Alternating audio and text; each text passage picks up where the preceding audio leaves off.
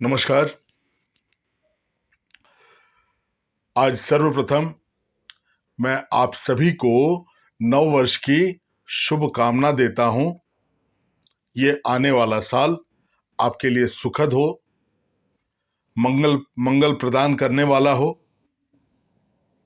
आज हमारी चर्चा पूरे वर्ष कर्क राशि वालों के लिए कैसी रहेगी, आज यही विषय है। जैसा पिछले कार्यक्रम में मैंने कहा था कि आप लोग इस फलादेश को चंद्र राशि के हिसाब से देखें। आपकी जो राशि है उसी राशि के अनुसार आज जो मैं कर्क राशि वालों के लिए फलादेश कर रहा हूं, तो उसी के अनुसार देखें। देखिए, 3 प्रमुख ग्रह बृहस्पति, शनि एवं राहु, इन्हीं तीनों की स्थिति वर्ष भर कैसी रहेगी और इन्हीं का विशेष प्रभाव हमारे ऊपर कैसा रहेगा। तो कर्क राशि वालों को अभी ना शनि की 7.5, ना शनि की ढैया, इस तरह का कुछ नहीं चल रहा है। तो शनि से तो आप मुक्त हैं। वहीं पर गोचर में अगर देखा जाए तो कर्क राशि वालों के लिए शनि जो है आपके भाग्य भाव में संचरण कर रहे हैं। तो ये शनि का संचरण आपके लिए बहुत ही शुभ है। ये आपके भाग्य को बढ़ाने वाले शनि, यानी भाग्य आपका भरपूर साथ इस शनि के गोचर में आपको मिलेगा। भाग्य का भरपूर सहयोग, धर्म कर्म में रुचि, इनकी तृतीय दृष्टि आपके लाभ भाव पर पड़ रही है। तो लाभ की संभावना भी बन रही है। और आगे इस पूरे साल, क्योंकि शनि इसी राशि में पूरे वर्ष रहेंगे, तो आने वाला समय आपके प्रॉफिट के लिए भी बहुत ही बढ़िया है। शनि की सप्तम दृष्टि आपके तृतीय भाव पर, जो कि परिश्रम का भाव है, छोटे भाई बहनों का भाव है, तो छोटे भाई बहनों से भी आपको सहयोग प्राप्त होगा। जो आप परिश्रम करेंगे उस परिश्रम की वजह से आपके भाग्य की अभिवृद्धि होगी, आपकी आर्थिक दशा में सुधार होगा।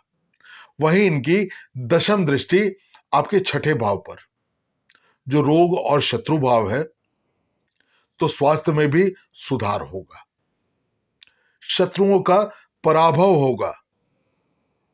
विद्यार्थियों के लिए भी देखा जाए, जो कंपटीशन की तैयारी कर रहे हैं, उनके लिए भी यह समय बहुत ही श्रेष्ठ है। साथ ही साथ अगर किसी तरह के ऋण से ग्रसित हैं तो ऋण मुक्त भी होंगे। तो ये समय शनि का जो गोचर है यह आपके लिए एकदम बढ़िया है।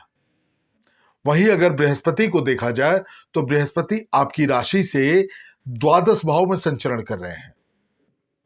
तो द्वादश भाव में बृहस्पति का संचरण आपके खर्चों को थोड़ा बढ़ा रहा है,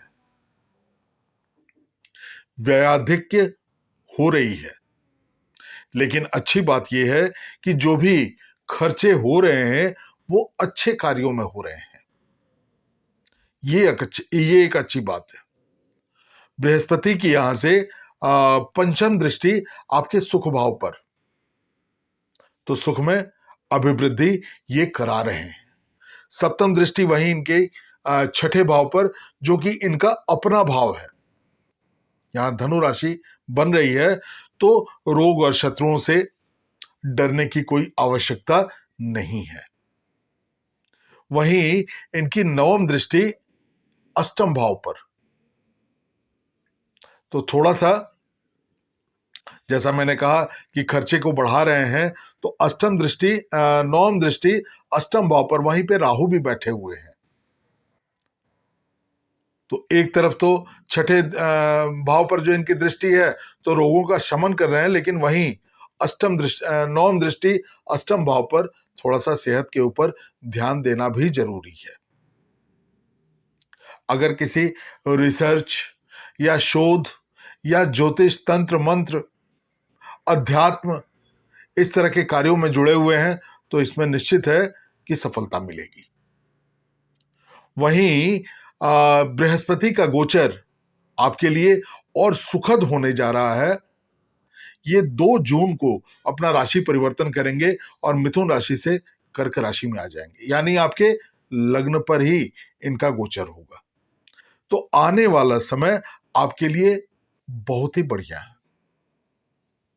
बृहस्पति आपके व्यक्तित्व का विकास करेंगे, आपके स्वास्थ्य में सुधार लाएंगे।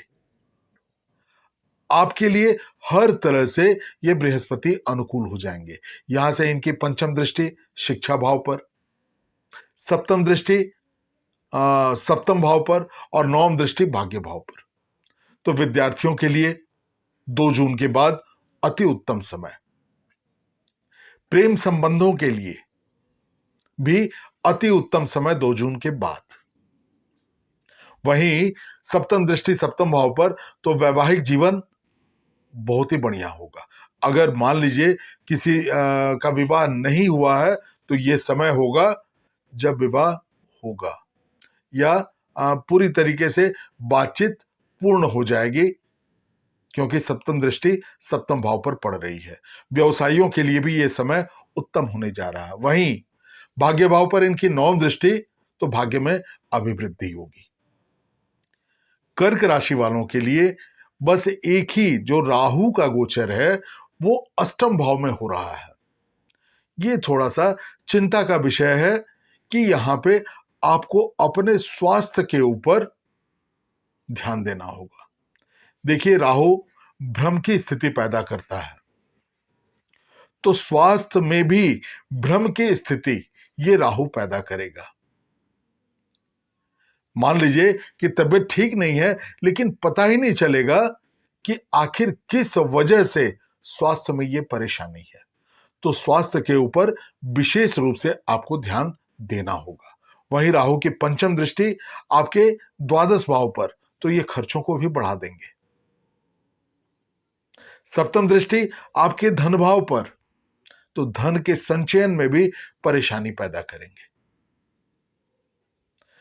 नवम दृष्टि आपके सुख भाव पर, तो सुख में भी वैसे सुख भाव जो है वो वहां तुला राशि बन रही है, शुक्र का भाव है, तो ये मित्र का भाव है, तो सुख में तो कमी नहीं लाएंगे, लेकिन धन संचयन में, स्वास्थ्य में और खर्चों में यहां पर ये परेशानी पैदा करेंगे।